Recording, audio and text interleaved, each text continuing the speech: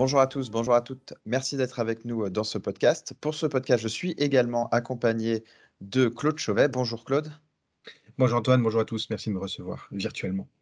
Vous êtes directeur technique pour le service public chez Intel, c'est bien ça? Oui, tout à fait. Et avec vous, on va dresser un portrait de cette transition numérique pour le service public en France, pour aller un petit peu plus loin de cette partie télétravail que nous évoquons dans cette partie écrite de l'interview. La France semble avoir accumulé un petit peu de retard en matière de transition numérique, ou en tout cas l'a démarré plus tardivement que ses voisins. Pourquoi, aujourd'hui, Claude, il est urgent de poursuivre, cette accélération? Alors tout d'abord, je pense que la France a effectivement bien rattrapé son retard déjà, et a massivement numérisé, digitalisé l'ensemble de ses services. Le guichet virtuel a très fortement remplacé le guichet physique, contraint et forcé. Donc il y a beaucoup de services administratifs qui ont déjà, gagné beaucoup d'efficacité et pris le parti de passer, au numérique.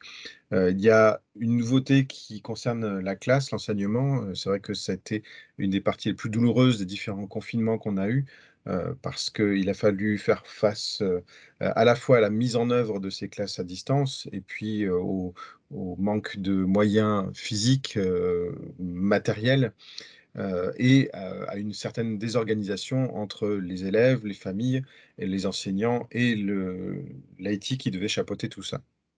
Donc, effectivement, finalement, cet épisode Covid aura été bon dans le sens où il nous a obligés, à mettre les bouchées doubles et à finaliser cette numérisation des services publics, pour pouvoir, gérer des classes virtuelles, des guichets virtuels et finalement continuer à fournir, à l'administré tous les services dont il a besoin, malgré les différentes restrictions en cours. Et selon vous, selon votre expertise, est-ce qu'on observe un niveau homogène quant à l'avancée de ces transitions selon les différents services publics, que ce soit les administrations, collectivités ou ministères? Alors non, on n'a pas du tout eu la même progression. Certains services, il faut dire, sont beaucoup plus simples aussi, à virtualiser. À nouveau, le plus compliqué aura probablement été la partie éducation et pour plein de raisons, y compris de la masse, hein, le nombre d'élèves forcément fait que, c'est un service qui a eu, beaucoup de mal à se virtualiser. Néanmoins, on a vu qu'il y avait énormément de solutions, qui ont émergé, qui ont vu le jour, et qui permettaient de se remettre dans un cadre le plus proche possible, du cadre, physique, du cadre présentiel pour pouvoir continuer pour pouvoir assurer la continuité, du service à tous. Et pour ces services publics qui sont justement un petit peu, entre guillemets, «à la traîne», quel manque observez-vous, pour qu'ils puissent mener à bien cette transition, numérique? Je pense que la principale difficulté, c'est une difficulté humaine, le fait de transitionner, de se mettre dans un cadre qui n'est pas le cadre habituel, de devoir se dire que oui, on va, tout régler depuis la maison, ou en tout cas essayer de s'adapter à des nouvelles solutions, à des nouveaux logiciels, à des nouvelles façons de communiquer avec, les profs, avec, l'administration. Donc c'est surtout ce point-là qui doit être, surveillé. Mais la bonne nouvelle, c'est qu'il y a énormément d'outils qui ont vu le jour ou qui ont, montré leur adéquation avec ce fonctionnement-là. Que ce soit des outils matériels ou bien des outils logiciels, la visioconférence qui nous a beaucoup aidés, la des systèmes qui, permettent de finalement, surveiller le travail à distance, donner du travail de façon dématérialisée et simple à appréhender pour les élèves. Il ne suffit pas juste de, numériser un livre pour permettre aux élèves pour donner aux élèves l'envie de travailler. Donc, il y a énormément de solutions qui existent et qui ont pu être mises en œuvre. Néanmoins, il y a un gros travail humain à faire et notamment sur la sécurité puisque c'est un gros point noir de cette explosion du travail à distance et de l'échange de données.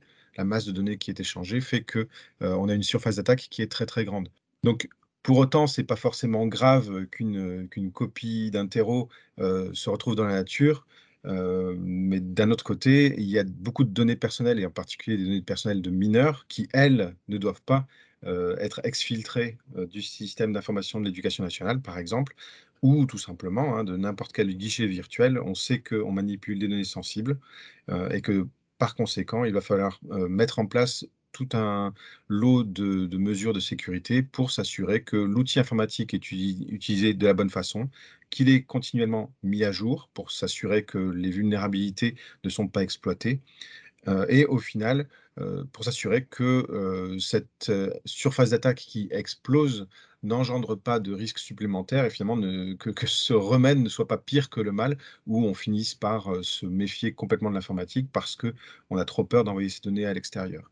Le gros problème qu'on a vu sur le respect de la vie privée et de la confidentialité des données en ce qui concerne les tests, en ce qui concerne les certificats de vaccination, en ce qui concerne toutes les données médicales également qui, n'ont pas eu le choix que d'être échangés entre plusieurs entités, fait que, on ressent très, très fortement le besoin de préserver, la vie privée de l'utilisateur, de l'administré et que heureusement, les solutions informatiques aujourd'hui ont ce principe-là à cœur et même je dirais que c'est, à la base de la construction de n'importe quel de n'importe quelle, technologie.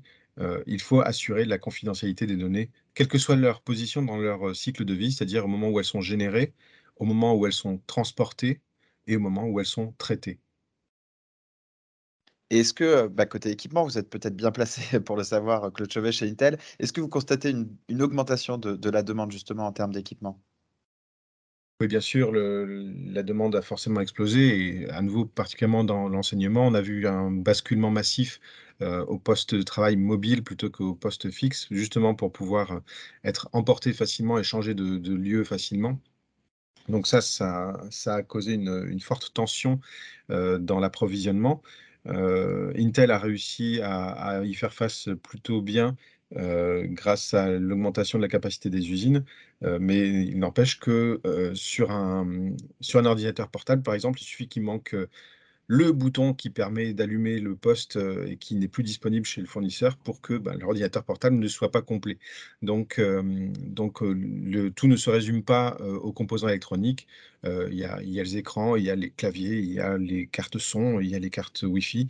Tout ça fait partie d'un écosystème et il a fallu s'assurer que l'ensemble des pièces continuent à pouvoir être livrées.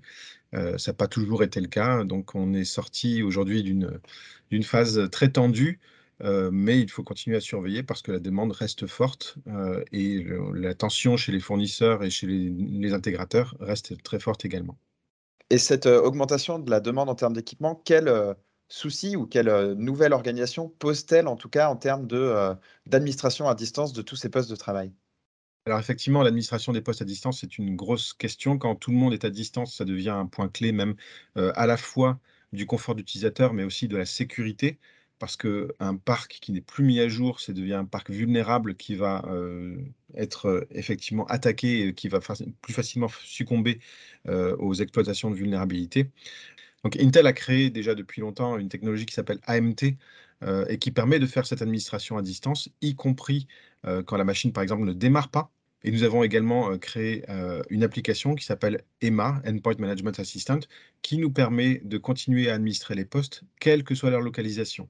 C'est-à-dire qu'ils peuvent être, à peu près n'importe où, dans une bibliothèque, dans un hôtel, au restaurant ou, sur un bureau chez un particulier.